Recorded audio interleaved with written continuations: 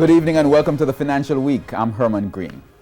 Carib Cement has vowed to help the government get rid of a type of fuel which threatens the environment. Here's TVJ's Andrew Laidley with the details. Off-spec fuel refers to products that do not meet the benchmark specifications generally used in the petroleum market. In some cases, off-spec fuels cannot be used on the regular market and is considered as waste.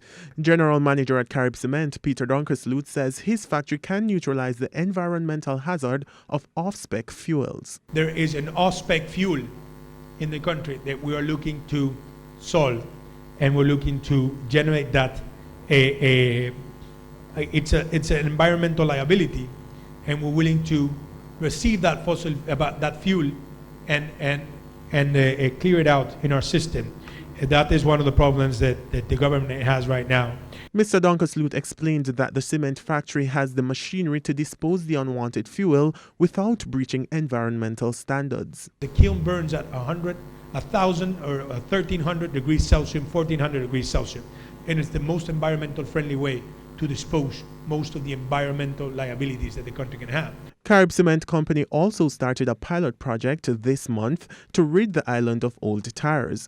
The company is using a similar strategy with hope of burning the tires for energy at its plant. Mr. Donkersloot says if all goes as planned, the project could help eliminate all old tires on the island within 4 years while reducing their harmful effect on the environment.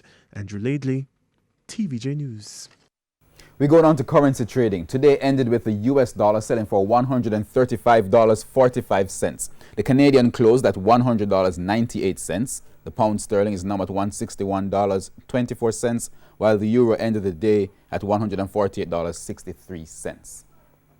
On the stock exchange, the JSE index lost 3,324 points today, while the junior market index gained 20 points. Among the winners were Sagicor Select Fund, KLE Group, Kingston Properties, Stationery and Office Supplies, and Honeybun.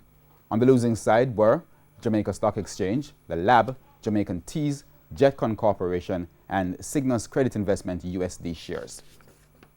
Effective today, the Jamaica Stock Exchange has suspended trading in Sweet River Abattoir and Supplies Company for breaches of the JSE's junior market board level requirements. The company is being suspended for failing to have an independent non-executive on the board as required by the rules of the JSE's junior market. That wraps up the Financial Week. I'm Herman Green. Good evening.